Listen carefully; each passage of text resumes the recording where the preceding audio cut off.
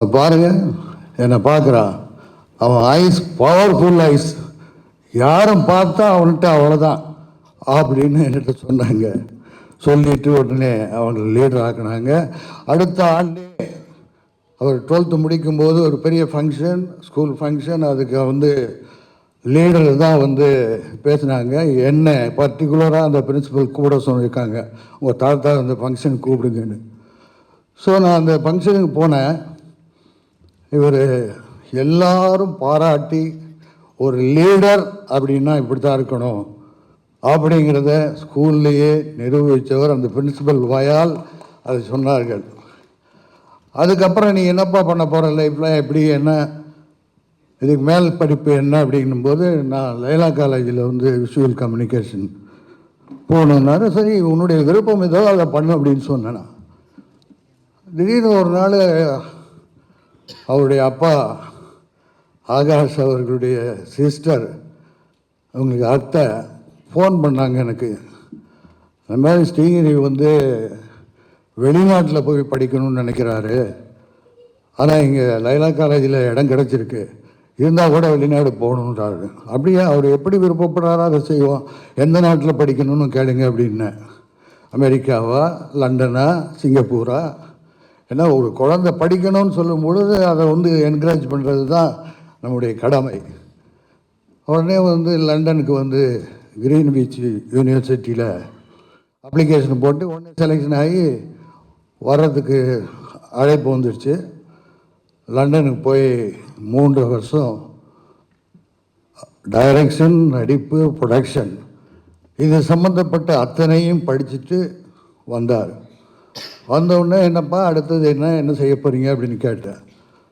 இல்லை, டைரக்ஷன் பண்ணணும், நல்ல டைரக்டராக பார்த்து நான் அசிஸ்டண்ட்டாக ஒர்க் பண்ணணும்னு நினைக்கிறேன்னாரு.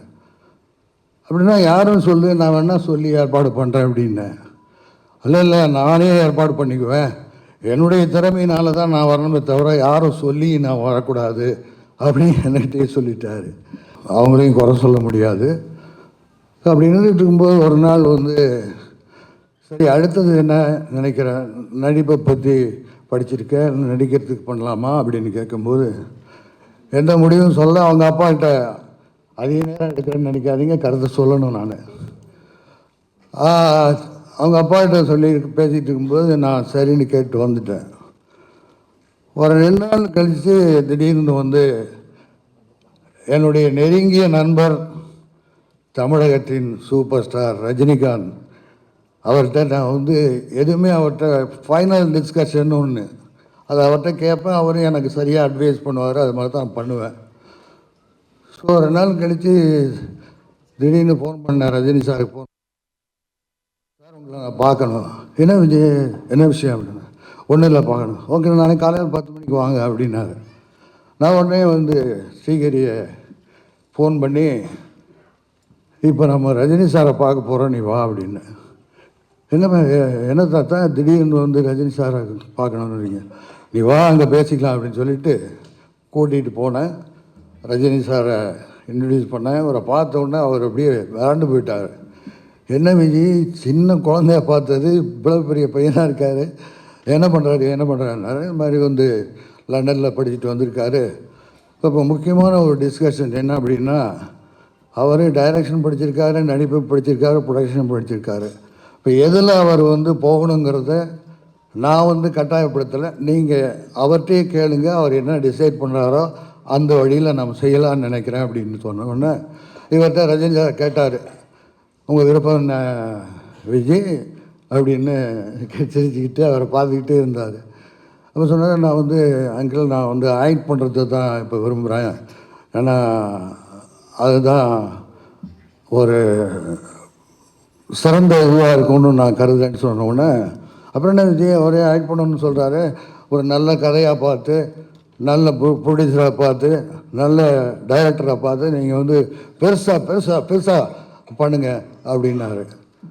நான் சொன்னேன், அவருடைய அப்பா ஆகாஷ் அவர்கள் பிரபு ஸ்தாலமன் டைரக்டரோட ரொம்ப நெருக்கமானவர், அவர் படத்தில் என்ன நடிச்சிருக்காரு. அவரை சந்தித்து இவர் பேசும்போது தன்னுடைய பையனை வைத்து அவர் ஒரு சிங்கத்தை வைத்து ஒரு கதையை சொல்லியிருக்கிறார். அதை வந்து இப்போ அந்த படம் எப்படி பண்ணலாம் அப்படின்னு யோசிச்சுட்டு இருக்கோம் அப்படின்னு சொல்லும் பொழுது, சாலம்னா very good director, super Vijay, அப்போ என்ன கதை என்ன அப்படின்னாரு. நான் சொன்னேன், ஒரு சிங்கமும் இந்த ஹீரோவும். ஹோஹோ, படத்தில் சிங்கம் ஒரு ஹீரோ, இவர் ஒரு ஹீரோ, ரொம்ப நல்லா இருக்கேன். கதை என்ன? கதை எனக்கு முழுசாக தெரியாது சார், கதையை பற்றி டைரக்டருக்கு தான் தெரியும் அப்படின்னோடனே, ஒன்று பண்ணுங்க விஜய், டைரக்டரு என்னை கதையை சொல்லுங்கள், நான் வந்து கேட்கணுன்னு ரொம்ப லைக் பண்ணுறேன் அப்படின்னாரு. சரி சார், ரொம்ப நன்றின்னு நடிப்புக்கு என்னென்ன எப்படி நடந்து கொள்ள வேண்டும், எப்படி நடிக்கணுங்கிறத பற்றி ஒரு 10 நிமிஷத்தை ஸ்ரீகரிட்ட ரொம்ப விளக்கமாக சொன்னார். இப்படி தான் சினிமா எல்லாம் அமைகிறத தான், யாரும் வந்து கொண்டு வர்றதில்ல, எல்லாமே படங்களும் வெற்றி பெறுவது, எல்லாம் நல்ல படம் தான் எடுக்கிறாங்க, ஆனால் அந்த படம் அமைவதில் தான் அது ஓடுது அப்படிங்கிறதெல்லாம் சொல்லிட்டு விட்டுட்டார். நான் நெக்ஸ்ட் டே அவருடைய ஸ்ரீகரி தம்பி ஆகாஷ்கிட்ட சொல்லி, டைரக்டரை நான் பார்க்கணும் அப்படின்னு சொல்லி ரொம்ப நாளைக்கு அப்புறம் நான் டைரக்டர் பிரபுசாலம் சாரை மீட் பண்ணுறதுக்கு ஒரு வாய்ப்பு, நேராக போனோம், பேசினேன். இந்த மாதிரி ரஜினி சார்கிட்ட சொன்னோம், அவர் கதை என்ன அப்படின்னு கேட்கணுன்னாரு. ஓகே, நான் ஒன்றும் பிரச்சனை இல்லையே, எப்போ போய் கேட்கலாம் என்னன்னு. ஒரு நிமிஷம் இருங்க, நான் ஃபோனை போட்டு வேறு ஏதோ மீட்டிங்கில் இருந்தார், கொஞ்சம் உடனே அடுத்த லைனில் வந்தார். சார், நான் அது மாதிரி டைரக்டர் பிரபுசாலமன் சார் ஆஃபீஸில் அவர் பக்கத்தில் தான் இருக்கேன், நீங்கள் கதையை கேட்கணும்னு சொன்னீங்களா, நீங்கள் வந்து நேராக வந்து கேட்கணுன்னா சரி சொல்கிறதுக்கு, இல்லைன்னா ஃபோனில் கேட்கலாம், ஆனால் ஒன்றும் ஃபோனில் பேச சொல்லுங்கள் அப்படின்னு சொல்லி கிட்டத்தட்ட ஒரு 1/2 மணி நேரம் டைரக்டர்கிட்ட ரஜினிகாந்த் அவர்கள் கதையை கேட்டாங்க. கேட்டதுக்கு அவருக்கு வாழ்த்து சொல்லிவிட்டு விஜய்கிட்ட ஃபோனை கொடுங்கன்னாங்க. விஜய், சூப்பர் விஜய், அருமையான கதை, பிரமாதமாக வரும் படம்.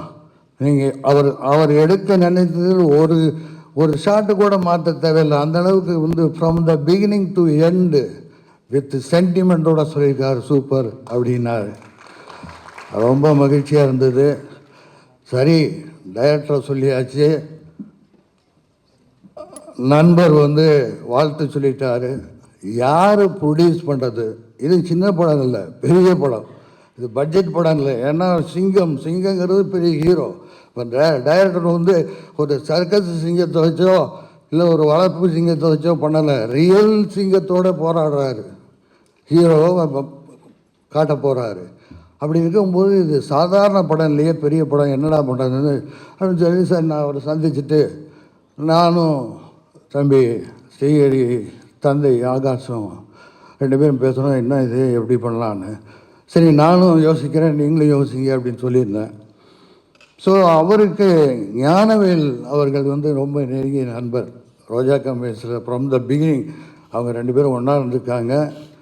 அப்போ இந்த கதையை பற்றி சொல்லிவிட்டு, இதுக்கு ஒரு நல்ல ப்ரொடியூசர் வேணும்னு பார்த்துக்கிட்டு இருக்கேன் அப்படிங்கிறத அவர்கிட்ட சொல்லியிருக்காரு. அவர் சொன்ன உடனே, காஜா மொய்தீன் சார் நீண்ட இடைவெளிக்கு அப்புறம் 18 வருஷம் கழித்து படம் எடுக்கணும் என்ற எண்ணத்தோடு எண்ணத்தோடு இருந்தபோது ஞானவேல் அவர்களும் காஜா சார் அவர்களும் பேசி கொண்டிருக்கும்போது, இப்படி ஒரு கதை இருக்கிறது, பிரபுசாலமன் டைரக்ஷனில் ஆகாஷுடைய பையன் விஜயகுமாருடைய பேரன் வச்சு எடுக்கிறதுக்காக ஒரு நல்ல கதை இருக்குதுன்னு சொன்ன உடனே அவர் வந்து காஜா மொய்தீன் சார்கிட்ட இந்த கதையை சொல்லியிருக்காரு.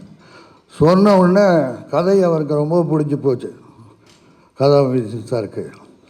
உடனே என்ன பண்ணாங்க, இமிடியேட்டாக டைரக்டரை மீட் பண்ணி கதையை கேட்டாங்க. 2 நாளில் டக்குன்னு நாங்கள் டைரக்டரை ஃபிக்ஸ் பண்ணாங்க, அட்வான்ஸ் கொடுத்தாங்க, ஹீரோவை ஃபிக்ஸ் பண்ணாங்க, அட்வான்ஸ் கொடுத்தாங்க, லொக்கேஷன் வாங்கி கிளம்பிட்டாங்க. இப்படி இந்த படம், நான் அதுக்கப்புறம் வந்து பிரபுசாலமன் சார்கிட்ட நான் பேசவே இல்லை. அதுக்கப்புறம் நான் ரோஜா கம்பெனி சார் காஜா மொய்தீன் சார்கிட்டையும் நான் அதிகமாக ஃபோன் பண்ணி பேசலை. ஏன்னா ஒரு படத்தினுடைய இயக்குனர், ஒரு ப்ரொடியூசர், அதாவது நீண்ட இடைவெளிக்கு அப்புறம் வந்து படம் எடுக்கிறான்னு சொன்னாங்க, சாதாரண விஷயம் இல்லை. ஒரு சிறந்த மனிதர் காஜா மொய்தீன் சார் வந்து சூப்பர்மேன், அவர் படத்தில் நான் ஆக்ட் பண்ணியிருக்கேன், எனக்கு நெருங்கிய நண்பர். ஆகவே இந்த படத்தினுடைய எப்படி ஆரம்பிக்கப்பட்டது என்று சொன்னேன். ஒரு சிறந்த படத்தை இன்றைக்கு உருவாக்கி கொண்டு இருக்கிறார்கள். இமான் சார் அவர்கள் இசை இங்கே ரொம்ப பிரமாதமாக பண்ணி லைவாக நமக்கு காமிச்சது ரொம்ப சந்தோஷமாக இருந்தது. இதில் என்னென்னா ஒரு சில வார்த்தைகளை சொல்லி முடிக்கிறது கொள்கிறேன். நேரத்தை எடுத்துக்கணும், டயத்தோடு முடிக்கணுமா, அதுக்காக தான். அந்த படத்தினுடைய தயாரிப்பாளர் இன்ஷல்லா நாகூர் ஆண்டவர் ரூபத்திலே காஜா மொய்தீன் அவர்களும்,